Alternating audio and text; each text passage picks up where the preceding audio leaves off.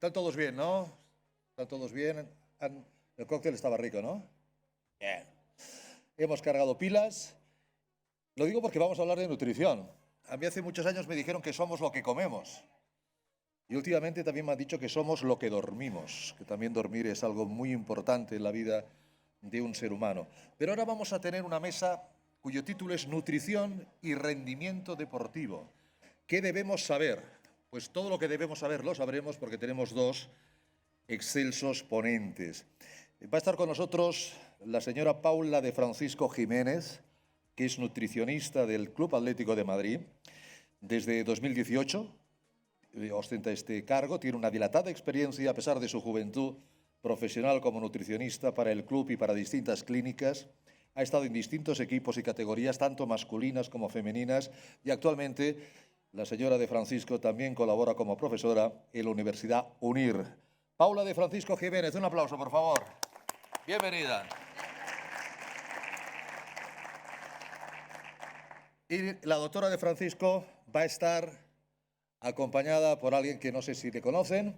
Es el doctor José María Villalón, es jefe de los servicios médicos del Club Atlético de Madrid. El doctor José María Villalón posee una amplia experiencia en la prevención, en el tratamiento de lesiones de deportistas de alto rendimiento como jefe de los servicios médicos del Club Atlético de Madrid. Además es colaborador clínico en la Clínica Universidad de Navarra en Madrid, profesor de la Facultad de Medicina de la Universidad San Pablo CEU, galardonado con la distinción de Médico Deportivo del Año, además de ser un gran colaborador y patrono de la Fundación OAFI. Ya le han aplaudido porque le conocen todos ustedes. Bienvenido, don José María. Muchas gracias. Creo que empieza Paula. Pues Paula, adelante. Vamos a conocer y a saber cosas sobre la nutrición y el rendimiento deportivo. Adelante, por favor. Bueno, muchísimas gracias a todos por estar aquí esta tarde. Gracias a la Fundación Atlético de Madrid, a OAFI y al Comité Olímpico por organizar este congreso tan interesante. Y efectivamente yo os voy a hablar de nutrición y rendimiento deportivo. Entonces, para empezar, he puesto esta definición que es súper interesante y completa de lo que es una nutricionista deportivo. Sería aquella persona que puede trabajar con un atleta o equipo para alcanzar sus objetivos de rendimiento y lograr una salud óptima a través de la identificación de objetivos nutricionales específicos de deporte y el desarrollo de una estrategia dietética individualizada para alcanzar esos objetivos mediante la manipulación y periodización de la ingesta de líquidos y nutrientes, al tiempo que considera el uso estratégico de suplementos dietéticos y alimentos deportivos adecuados. A partir de ahora os voy a comentar un poco sobre qué voy a hablar. Voy a hablar un poco de la actualidad, de toda la información que tenemos, de qué factores van a influir en el rendimiento deportivo, así como los factores que van a influir en nuestra rutina diaria. Luego hablaremos de cómo empezar a estructurar una correcta nutrición, que hay que empezar por la base, cómo hacer una correcta periodización para luego ya valorar la utilización de suplementos. Así que vamos a ello. ¿Qué ocurre en la actualidad? Actualmente tenemos muchísima información, recibimos información de redes sociales, de medios de comunicación, del boca a boca. Entonces, tanta información diariamente y tan diversa puede generar mucha confusión. Podemos escuchar que un alimento cura una enfermedad como escuchar que el mismo alimento es la causa de otra enfermedad. Entonces, hay tanta información que tenemos que buscar siempre información que esté basada en la evidencia, no dejarnos guiar por los bulos y los falsos mitos. ¿Qué ocurre? Ya no a nivel profesional, sino a nivel del deportista, tenemos que transmitirle toda esta información para ver de quién se va a fiar, si se va a fiar de la vecina, si se va a fiar de nosotros, si se va a fiar de lo que le dice su familia. Entonces, ya no solo formarnos nosotros en evidencia científica, sino transmitirle esa información a los deportistas para que también tengan cierto criterio. Y luego comentar también que la nutrición va a ser más que el acto de comer. La nutrición va a abarcar el elaborar una lista de la compra, el ir al supermercado y saber escoger los alimentos correctos, cómo elaborarlos en la cocina. Va a ser todo el conjunto y no solamente ese acto en sí de comer. Entonces, vamos a ver qué factores influirían en el rendimiento deportivo. Pues como veis aquí hay muchos factores, entre ellos nutrición, hidratación, también todos pensaréis en entrenamiento, en el sexo y la edad, pero es que fijaros que también va a influenciar los factores biomecánicos, los factores fisiológicos, la táctica que se utilice, la experiencia del deportista, factores climatológicos, el propio azar, las decisiones que tome el juez o el árbitro, el contexto social del deportista. En definitiva, va a haber muchos factores que nos influencien en el rendimiento deportivo. ¿Por qué nos vamos a centrar en la nutrición? Porque al final la nutrición sí que va a ser un factor muy crítico en esa mejora del rendimiento deportivo, a pesar de estar influenciado por muchas cosas. Entonces pensaremos, bueno, pues igual si descanso, hago ejercicio y como bien, ya tengo el completo para llevar una rutina adecuada en mi día a día. Pero ¿cuál es la realidad? Que también nos vamos a ver influenciados por muchos factores diariamente. Ya no solo estos tres, sino la salud mental que tengamos, las relaciones sociales que hagamos, en qué invirtamos nuestro tiempo libre, los hobbies. Luego también la regulación circadiana, el control del estrés. En definitiva, hay muchos factores y ahora vamos a centrarnos en el que me incumbe a mí, que es la alimentación y que es verdaderamente importante. Entonces, empezar por la base. ¿A qué me refiero con esto? Aquí veis dos pirámides y entonces todos pensaréis, ¿cómo construyo la pirámide? Pues como la pirámide de la derecha. Empezaríamos con una dieta equilibrada para luego ir escalonando y haciendo la nutrición más específica y centrándonos en una nutrición priorizada para luego seguir escalando y llegar a los suplementos que serían la cúspide de la pirámide. Pero ¿qué ocurre? Que también está la pirámide invertida, porque es que hay a veces que sin quererlo se empieza erróneamente por la toma de suplementos sin valorar las otras cosas anteriores. Entonces, ¿por qué puede ser esto? Pues porque creemos que va a ser la solución más rápida o porque queremos cubrir la mala alimentación que hacemos diariamente. ¿Cuál va a ser la idea? La idea siempre va a ser que los suplementos tienen que complementar la alimentación y los hábitos que tenemos. Nunca deben ser el enfoque principal ni el único factor importante en nuestra nutrición. ¿Cómo trabajaríamos más a nivel deportivo? Pues haciendo una periodización de la alimentación. ¿Esto en qué va a consistir? En jugar con los nutrientes, jugar con las fuentes alimentarias para enfocarnos en el rendimiento y competición del deportista. Entonces, aquí he puesto 3 ejemplos de lo que serían 3 platos que habla del combustible que se necesita para hacer el ejercicio.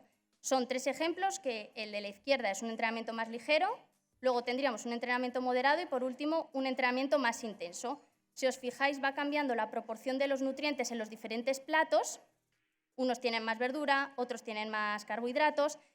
Estos 3 de aquí son 3 ejemplos de cómo, en función de la intensidad, podemos establecer las pautas, pero no quiere decir que sea la única manera. O sea, también se puede establecer un plato que sea únicamente de carbohidratos y luego un segundo de proteína y verdura, o centrarnos más en función de la hora del entrenamiento en el líquido, que muchas veces se nos olvida la hidratación porque nos centramos mucho en la comida. Entonces, esto es un ejemplo de cómo iríamos un paso más a una dieta normal y estándar de cualquier tipo de persona.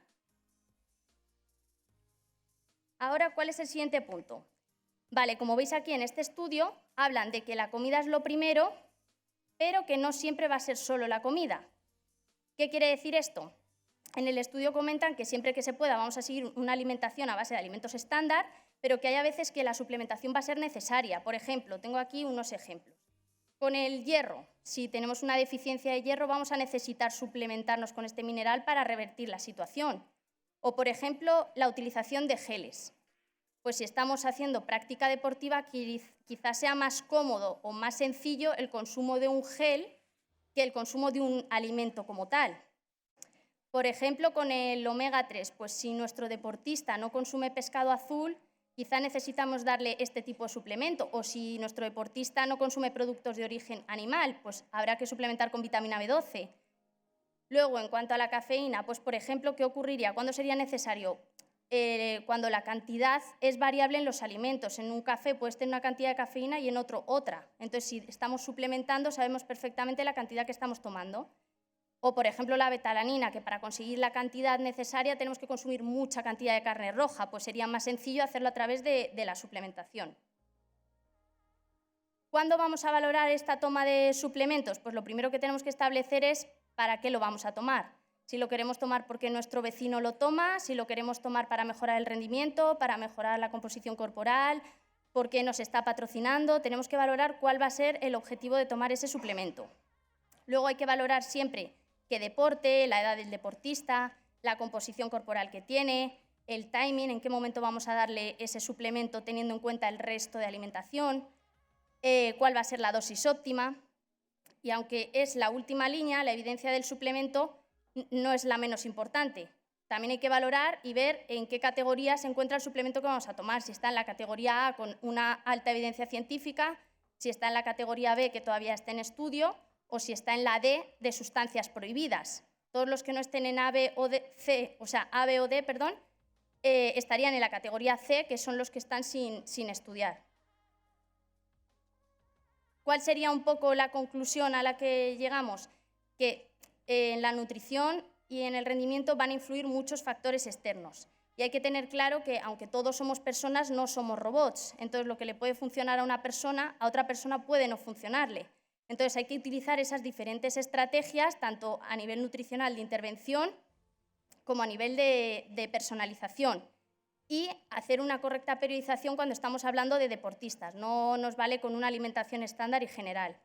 Y por último, un poco el toque final es que en el deporte no hay atajos, que el éxito viene con dedicación y con esfuerzo. Así que nada, muchísimas gracias. Le doy paso al doctor, que continúe con ella.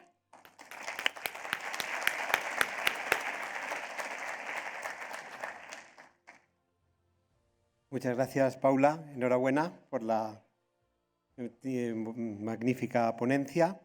Y en realidad, pues es verdad que no hay ese mágico ingrediente para, de alguna forma, batir al rival en el deporte. O sea, que más vale basarlo en el esfuerzo, la superación, el trabajo de día a día y, como no, siempre suplementarlo en estados carenciales y luego, pues, es verdad que hoy día se habla mucho de suplementación del deportista y dentro de eso he cogido un poco el testigo del colágeno hidrolizado. Nosotros hemos apostado por la condroprotección, la suplementación para de alguna forma frenar el daño articular. Desde hace años venimos trabajando en esto. OAFI, que es una fundación de pacientes con artrosis, con osteoartritis, y en realidad tenemos que velar por el daño articular, por frenar esa degeneración de las articulaciones, y muchas veces hemos estado buscando ese ingrediente mágico para que nuestros cartílagos, nuestros ligamentos, nuestras partes blandas articulares estén lo mejor nutridas posibles y, si cabe, pues que se beneficien de un freno, de un retardo en la aparición de la artrosis del proceso degenerativo. Desde hace años, y como dice el doctor Vergés, en algún caso somos pioneros con algunas de estas moléculas que yo diría del siglo XXI, porque en la actualidad pues venimos utilizándolo con éxito, con ensayos clínicos, in vivo, in vitro, etcétera, que de alguna manera van augurando una esperanza para el tratamiento de la artrosis. Aquí, en esta presentación breve, porque complementaria, vamos a hablar del colágeno hidrolizado. La estructura del colágeno forma parte el colágeno forma parte del cuerpo en diversas disposiciones. Fijaros, en los cartílagos hablamos de que tiene forma de muelles. En la dermis y trabéculas óseas forman una especie de redes tridimensionales. Y en cuanto a los ligamentos y tendones, pues ya sabemos que el colágeno tiene forma de fibras, son estructuras fibrilares. Hay muchos tipos de colágeno. Para nosotros, la pérdida de colágeno que se va produciendo a partir, aquí dice la diapositiva, a partir de los 25, 30 años de edad. Muchos de vosotros todavía no habéis llegado, pero es verdad que los deportistas cada día son más longevos en su carrera deportiva. También la esperanza de vida media la vamos prolongando, afortunadamente. Pretendemos también prolongar el dinamismo y la actividad y la calidad de vida a esos más años que nos va dando esa esperanza de vida, con lo cual se produce ese cruce de desgaste, de deterioro, de pérdida de colágeno en este caso, y sin embargo tratamos de correr maratones, tratamos de hacer una vida activa, intensa, con mucho dinamismo y con mucha actividad deportiva. Fijaros que se habla de envejecimiento de la piel con esa pérdida de colágeno, se habla de pérdida de la masa ósea, la descalcificación también por la pérdida de colágeno, pues lo que el colágeno en esa red trabecular fija las sales cálcicas, el dolor articular en ese proceso artrósico de desgaste de los cartílagos articulares y, como no, la predisposición a sufrir lesiones y sufrir riesgos de fracturas. Por tanto, nos podemos preguntar que qué ocurre cuando perdemos colágeno. Pues la práctica de ejercicio intenso, el deportista de élite, el deportista de alta demanda o de alto rendimiento y la edad, el cumplir años, pues hace que las fibras de colágeno del cartílago, de esa matriz del cartílago, se deterioren, pierdan espesor y además se altere su estructura, con lo cual el cartílago se destruye, queda expuesto el hueso subcondral, como podemos ver en la imagen de su derecha, y con lo cual se produce el rozamiento de esos huesos o superficies articulares óseas, se produce el dolor y se produce ese daño del hueso subcondral y todo el complejo con el que definimos la artrosis, ese cajón desastre donde hay sinovitis, donde hay deterioro del cartílago, donde hay alteración del hueso subcondral, de los rebordes óseos, etc. En el hueso, con la pérdida del colágeno, con el paso de los años que vamos cumpliendo, se produce esa osteopenia y la osteoporosis. Gran mal. El doctor Vergés es presidente de la Asociación Española de Osteoporosis, lo sabe muy bien por sus pacientes y llega a producirse ese gran mal que es la fractura. La fractura, a veces esa fractura patológica y a veces esa fractura que, como decimos al final de esta cascada, fijaros, en edad de bebé tenemos colágeno poco calcificado, los jóvenes ya tienen un colágeno calcificado y en los mayores, conforme pasan los años, en la edad adulta, pues ya empezamos a tener ese colágeno que desestructura el hueso, desestructura la matriz ósea y por tanto se produce ese hueso frágil y quebradizo con la lacra de las fracturas de las personas mayores con caídas y sin caídas. El colágeno hidrolizado es una alternativa que hemos encontrado, es un suplemento nutricional que muchas personas lo toman habitualmente, esos 10 gramos diarios, de esta forma hidrolizada es más asimilable y yo diría que más fácil de ingerir. Aquí tenemos muchos trabajos científicos sobre el colágeno hidrolizado in vitro, in vivo, ensayos clínicos, ensayos o estudios de su biodisponibilidad y muestran que el colágeno tomado de forma continuada a una dosis de 10 gramos diarios, ese colágeno hidrolizado aporta diversos beneficios en la artrosis, en la osteoporosis, en los tejidos blandos como puede ser la piel, el cutis, el cabello y también para la vida del deportista, en donde vemos que muchas veces puede mejorar su rendimiento con un suplemento de colágeno hidrolizado que muchas veces hace compatibles las altas cargas de trabajo a las que son sometidos a diario sus articulaciones con el preservar la estructura del cartílago articular.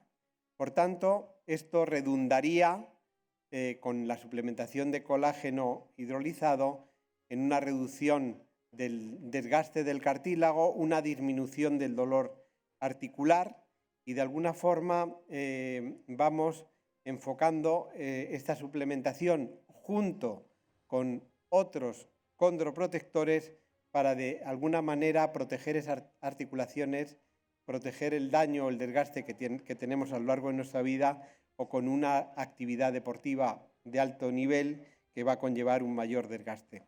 Nos preocupa mucho en nuestros deportistas el post, cuando terminan la carrera deportiva, qué es lo que va a pasar, si van a tener que pagar una factura de que muchos de ellos van a ponerse o van a tener que ser operados o van a tener que ponerse una prótesis de forma precoz o prematura para la edad que le correspondiera el ponerse la prótesis.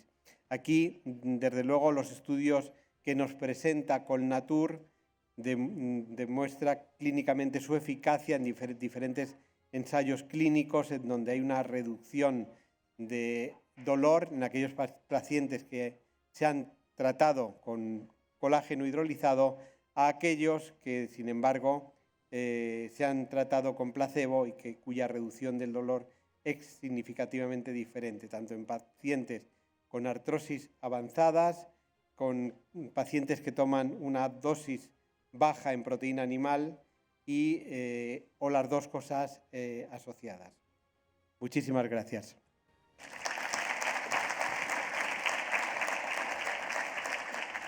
Muchísimas gracias.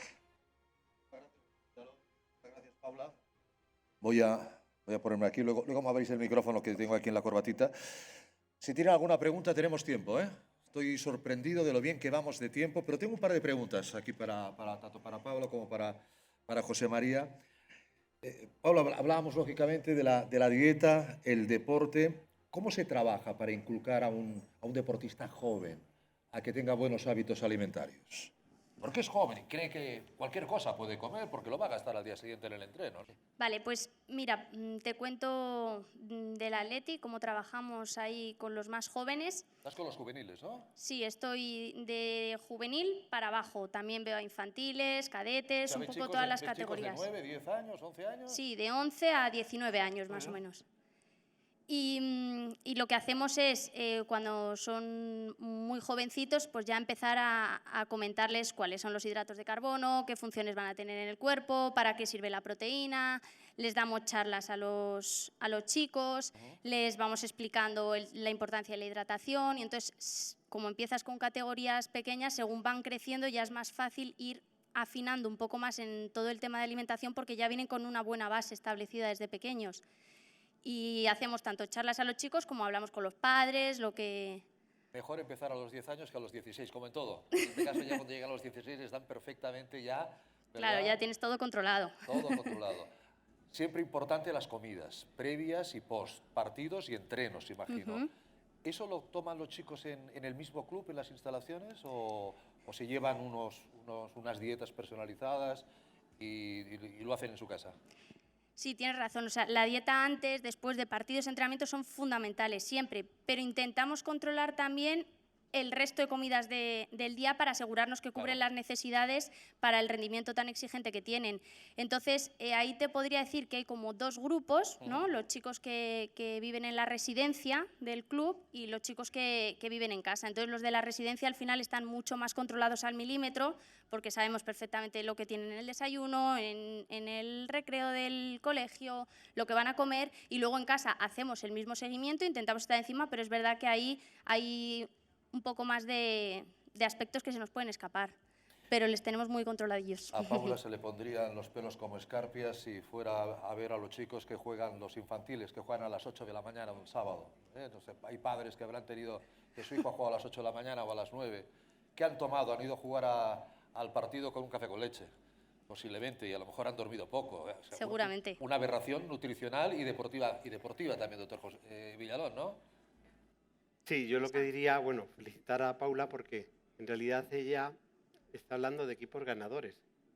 Todas esas categorías de edad que ella dice son equipos que han ganado sus respectivas ligas de forma masiva y además ahora está preparando la Champions Juvenil, la Youth League, porque también lleva ese equipo que la semana que viene participará en las semifinales de la Champions League juvenil. Y ahora viene la pregunta del millón. De todo eso, ¿qué porcentaje tiene la alimentación? 99. Sí, solo un 1% no. La técnica, todo lo que he contado, no... Todo lo que no sea nutrición, nada, ¿no? Efectivamente. Bueno, o sea, el Atlético de Madrid a nivel de base está estupendo. Sí, efectivamente. Entonces, bueno, no como otros. Me refiero que hay otros niveles que no llegan a tanto como Bueno, llegan los pero ya llegarán. juveniles, pero ya llegarán. Entonces, yo creo que todo ello es una aportación, un granito de arena en toda esa preparación multidisciplinar Claro. de los deportistas de alto nivel. Nosotros sabemos que para que un atleta olímpico gane una medalla Sí. o que se gane una competición, hay mucha gente detrás, en la sombra, entre comillas, que están apoyando, que están cuidando ese entrenamiento invisible de prevención, de adecuadas horas de sueño, de nutrición, preparación biológica, etcétera, que es tan necesaria y sin ello posiblemente no se podría llegar a tal. Antes de ir a por las preguntas del doctor Villalón, ¿hay alguna pregunta para Paula? Allí veo una mano levantada. Sí, yo también. Y tengo el micro.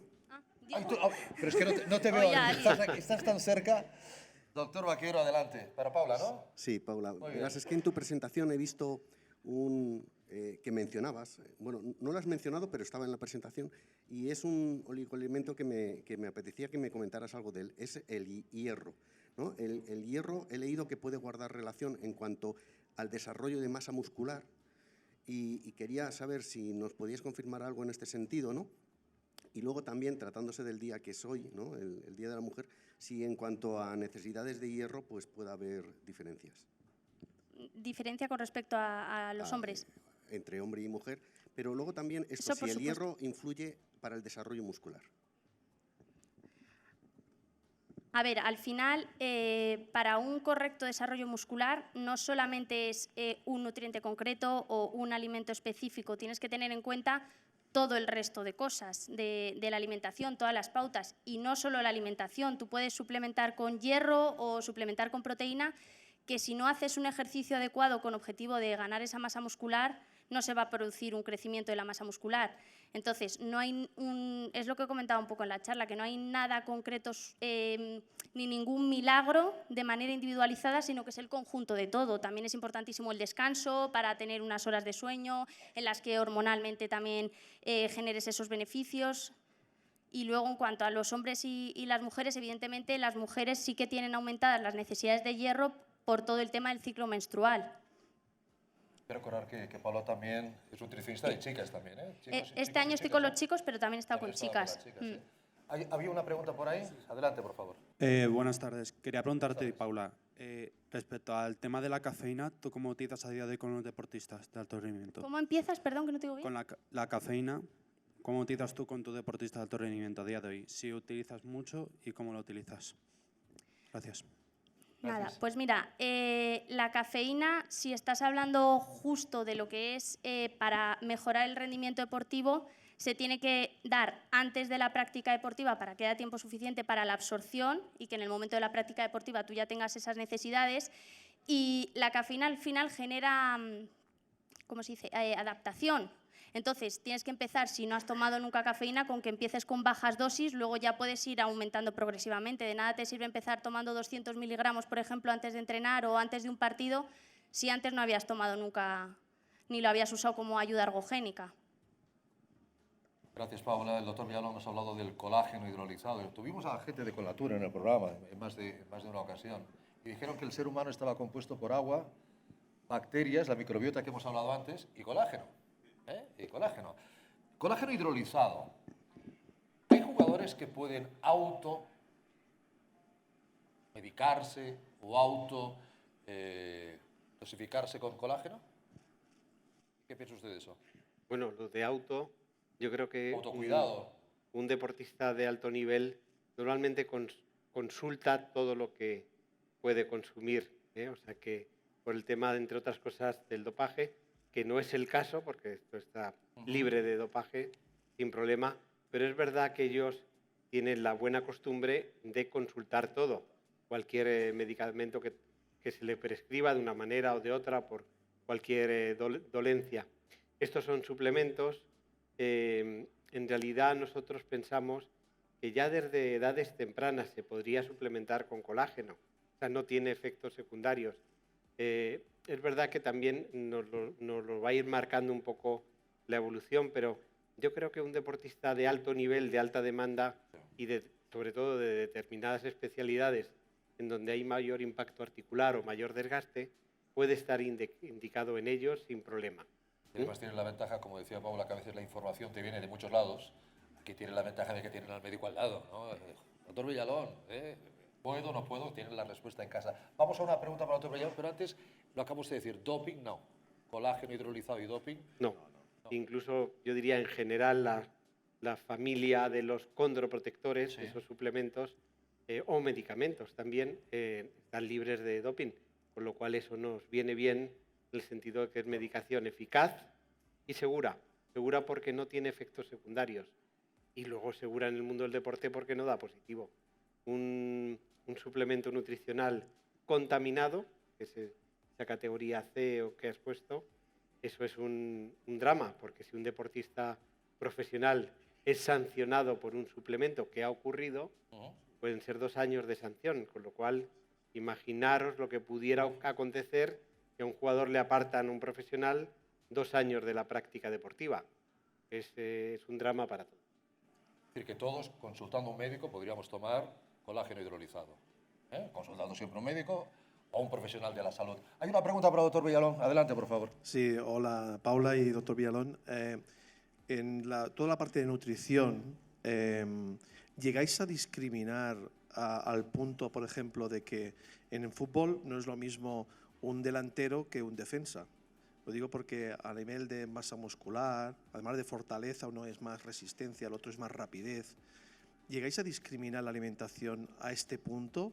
Esto es la primera pregunta. Y la segunda es, ¿y la parte energética? Porque hay azúcares que pueden ser mucho más biodisponibles rápidamente, otros son más retardados. ¿Llegáis a trabajar todo esto también? ¿Se ha llegado a este punto? Gracias, Xavi. El viernes estará aquí, Xavi. Adelante, doctor. O Paula, o ambos dos. Vale, contesto yo. Vale, a ver, te comento, en cuanto a la primera pregunta, nosotros hacemos mediciones antropométricas de los jugadores, entonces sabemos más o menos la masa muscular que tienen, más o menos ¿no? El porcentaje de grasa, tenemos una estructura individualizada para ver también un poco las necesidades que tienen. Y luego además tenemos la suerte de que nuestros chicos entrenan con GPS. Entonces, todo eso nos da información para saber el gasto que ha tenido cada uno y poder afinar un poco más en cuanto a las recomendaciones nutricionales que les damos. Y la segunda pregunta era lo de los azúcares. Eso también es fundamental. Al final, la absorción de los azúcares, si van a ser azúcares simples, nos interesan que se consuman cerca de ese momento de competición o de entrenamiento y dejar los azúcares más complejos para dar tiempo suficiente a que los absorban. Pues igual que, por ejemplo, la fibra, que va a enlentecer el vaciado gástrico, pues esos alimentos más ricos en fibra o más ricos en grasas los apartamos más de la competición. Entonces sí que jugamos con eso porque al final es fundamental para el rendimiento y para la energía biodisponible en el momento. Nutrición y rendimiento deportivo. ¿Qué debemos saber? Lo hemos sabido con Paula de Francisco y con José María Villalón. Muchísimas gracias a los dos. Muy amables. No se vaya muy lejos, que dentro de poquito volvemos, ¿eh? No se vaya muy lejos. Paula. Muchas gracias. Gracias.